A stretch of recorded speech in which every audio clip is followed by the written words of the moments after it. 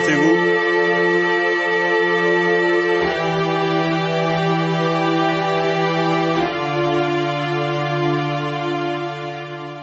L'arrêt cardiaque survient dans différentes circonstances accidentelles, comme une noyade, une électrisation, une intoxication, mais la cause la plus fréquente reste la mort subite. Cela représente 50 000 morts par an en France. Dans 80% des cas, cette mort subite est due à une fibrillation cardiaque. Alors, qu'est-ce que la fibrillation cardiaque? C'est une contraction anarchique du cœur. La seule façon de combattre cette anomalie, c'est de provoquer un choc électrique externe qui va permettre au cœur de battre de façon régulière.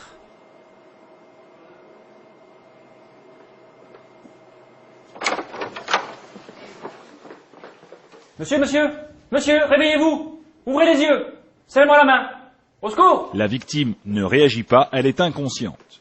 Pour vérifier sa respiration, on bascule sa tête en arrière pour dégager les voies aériennes. En approchant l'oreille de sa bouche, on peut sentir ou entendre un souffle. En l'absence de ces signes, on est face à une personne en arrêt cardio-respiratoire. Les pompiers de la Moselle, j'écoute. Oui, bonjour, je me trouve au 29 rue Leclerc à Delme. Je suis en présence d'une personne en arrêt cardio-respiratoire. Actuellement, je vais me saisir d'un défibrillateur et je me rends auprès de la personne pour effectuer une réanimation cardiopulmonaire. Est-ce que je peux raccrocher? Les pompiers sont en route, monsieur, vous pouvez raccrocher. Le défibrillateur devra être utilisé dans les plus brefs délais. En effet, toute minute perdue représente 10% de chances de survie en moins. Ici, le temps est un tueur. Il faut agir dans les plus brefs délais.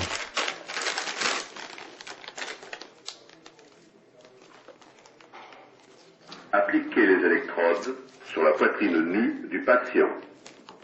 Branchez le connecteur des électrodes à côté du voyant clignotant.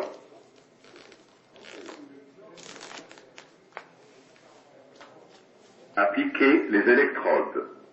Branchez le connecteur. Analyse du rythme cardiaque en cours. Ne pas toucher le patient. Choc recommandé. Appareil en charge. Restez à l'écart du patient. Vous venez de le voir et de l'entendre, la mise en œuvre d'un défibrillateur est simple. Toute la procédure vous est dictée par l'appareil. Appliquez les électrodes sur la poitrine nue du patient.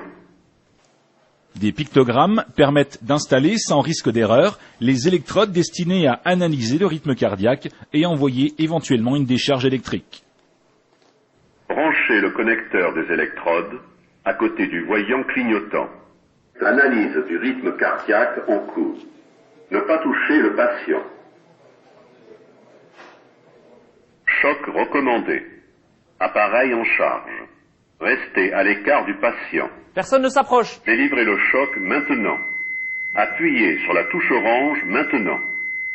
Choc délivré. En pause.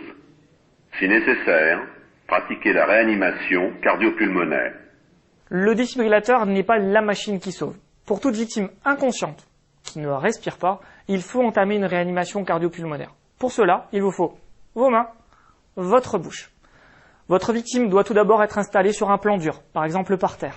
Pour les compressions thoraciques, il faut appliquer vos deux mains sur la poitrine dénudée de la personne, au centre de la poitrine.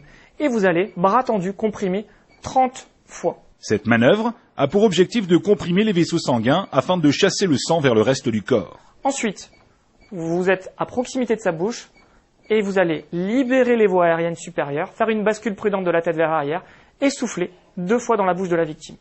Cette manœuvre permet d'envoyer de l'air dans les poumons. Jusqu'à l'arrivée des secours, vous devez continuer la réanimation cardiopulmonaire et suivre les consignes et instructions du défibrillateur. Si nécessaire, pratiquez la réanimation cardiopulmonaire.